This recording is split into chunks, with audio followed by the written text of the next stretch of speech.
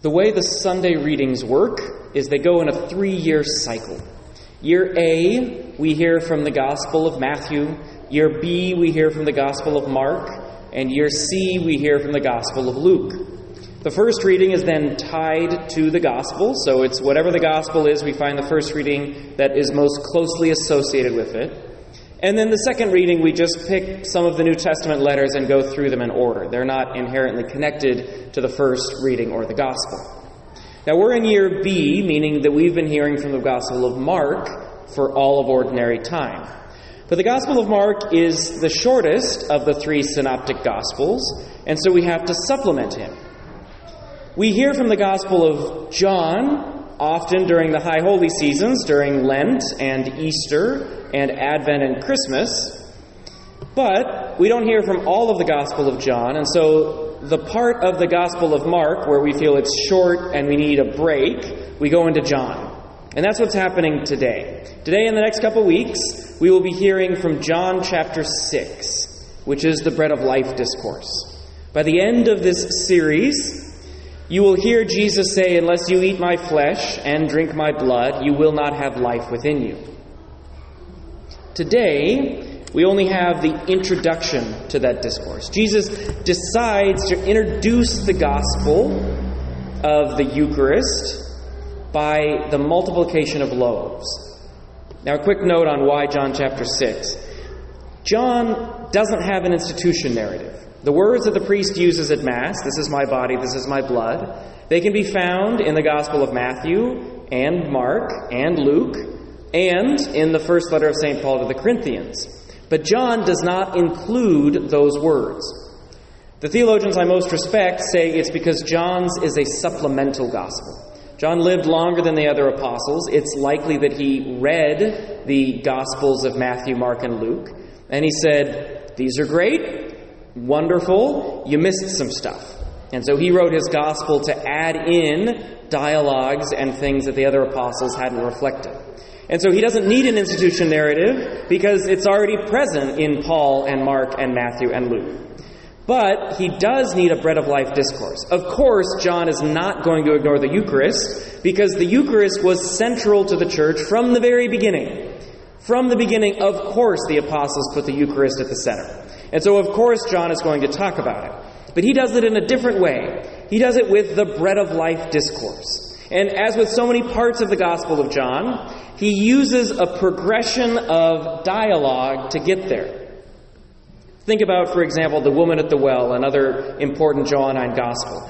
He has this dialogue with this woman, and over time, she is slowly led to belief in Jesus. So that's what Jesus is trying to do in John chapter 6. He's starting with the multiplication of the loaves. He's getting their attention with their physical hunger so that eventually he can lead them into a realization of their spiritual hunger, which is fed through the bread of life, through the Eucharist. Even within this small part of the Gospel of John, even within this small part of one of his dialogues, there is a progression. What does Jesus do? First, he notices the crowd. And he notices their need. He could look out at the crowd and he could say, "Oh, great, finally people are responding to my message. Finally I can preach salvation to a large mass of people. About time that people realize what I'm here for." It's not his reaction. He looks up, he sees 5,000 people, and he says, "Gosh, those people are probably going to get hungry. We should do something about that." Next, he invites Philip to help him solve the problem. He says, "Philip, how are we going to feed these people?" Now, John is very clear. Jesus knew what he was going to do. It's not that he was asking Philip because Jesus was at a loss. But he wanted to invite Philip, and through Philip the rest of his apostles, into the problem. God loves co-workers. Jesus could have snapped his fingers and had a mound of bread just rise up next to him. Right? Like his temptation in the desert. He could turn rocks into bread if he wanted to. Jesus could have snapped his fingers and made it such that nobody was hungry, that they didn't need to eat that day, that their caloric intake was such that they wouldn't have to eat food for 24 or 48 hours. Jesus is God. He can do any of that. But instead, he turns to Philip and he asks how they're going to buy enough bread for these people. He brings him into the problem so that Philip and the rest of the apostles have ownership over the problem. If he didn't do that, if Jesus just met every single need immediately without bringing people into the problem, we as humanity would end up like the most spoiled children you can imagine, where we just expect God to do everything for us immediately right away. We are not part of the solution. We're not part of the family. We don't have to do the chores around the house, right? It just is given to us. God knows that's not good for us. It doesn't help us grow in love or charity. So he invites Philip into the problem. Philip has no idea what to do. And then Andrew says, hey, there's this boy here with 5 barley loaves and 2 fish. Why barley loaves? Well, that's our first reading. Jesus knew what he was going to do. And he knew the sign of the prophet Elisha. And he knew all of the people there knew the sign of the prophet Elisha. It's not a mistake that Elisha has 10 barley loaves and Jesus has 5. And Elisha has to feed 100 people. Elisha has 20 barley loaves and Jesus has 5. Elisha has to feed 100 people and Jesus has to feed 5,000. He knows the prophetic sign. He uses the prophetic sign, but he does so in an even grander way. He knows what he's going to do. But even so, Andrew says, okay, there's this boy here. He's got the bread and the fish. And Jesus says, great, have the people sit down, distribute the food. And it multiplies. And it doesn't just multiply such that it's sufficient. It multiplies such that it is overabundant. There is far more left over than they started with. Jesus isn't just trying to feed people. He's trying to get their attention. Again, the beginning of the bread of life discourse. He's saying, pay attention to what's going on here. There is a prophet in your midst. This prophet is greater than the prophets that have come before. And also, I am going to give you something greater than earthly bread. I'll leave that for the priest the next 3 weeks to explicate in the Gospels. But today we're focused on this. What I'd like us to take from this Gospel is that Jesus still operates in the same way. His characteristics don't change. So in your life, it's going to be the same. If you think that God is ignorant of your problems, if you think that He has turned a blind eye to you, that He doesn't notice what's going on in your life, that's not what we see. Jesus sees the crowd, and the first thing that happens is that He feels empathy for them.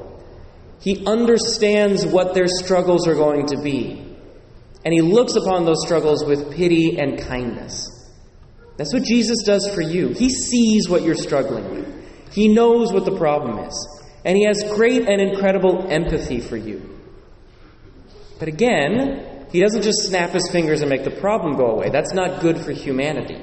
He wants us to be co-workers with the problem. He wants to bring us into His work.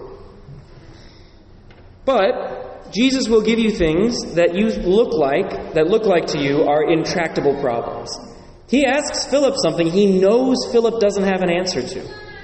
Jesus will allow you to experience things in your life that you don't have an answer to. Part of it is to get you invested in the Lord and invested in the solution, to be part of a solution. But part of it is also, it causes us to rely on God. Philip had to admit out loud, there is nothing that can be done. And only when he was able to admit that out loud would the miracle of Jesus make sense. If Philip could say, oh, yeah, no, we could make this happen. Yeah, sure. I know a guy 1 town over. He's got a connection. These people have got some food. These people have got some food. Great. The problem gets solved. Philip doesn't have to rely on God. God makes us aware of impossible problems, not to overwhelm us, not to discourage us, but because we have to be able to rely on Him. We have to say, there is nobody except God who can do something about this.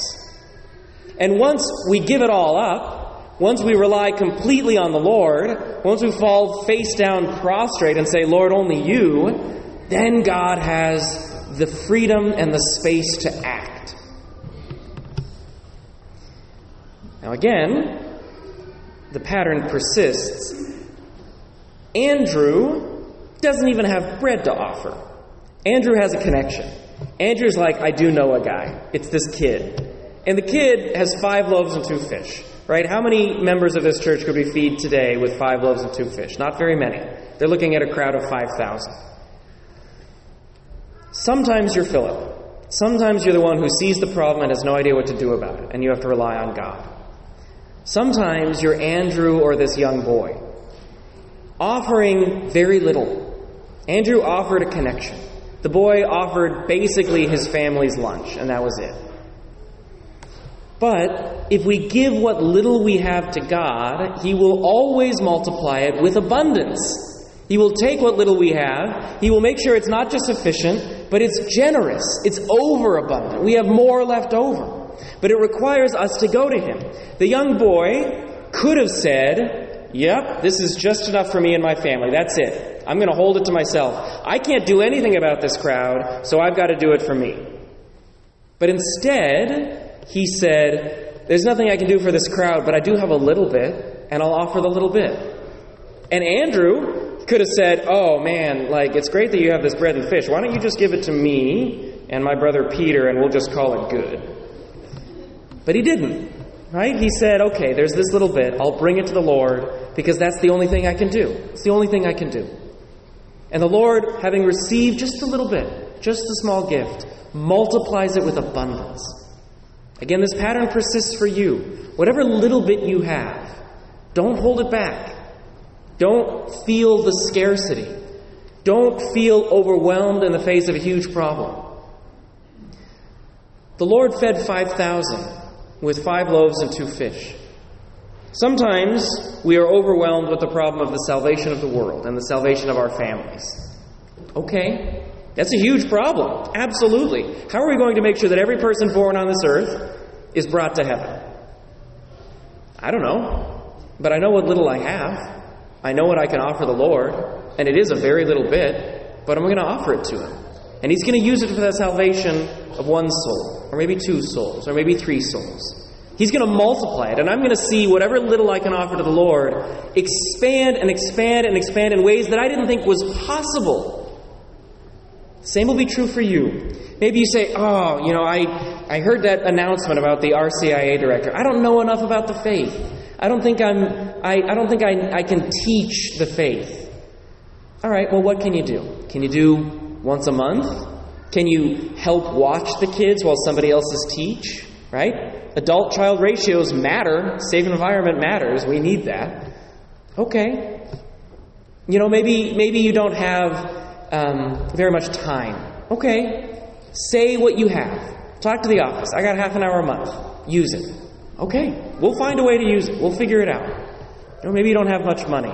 Okay. Give what you can. Watch the Lord multiply it through the ministries and missions of the Catholic Church.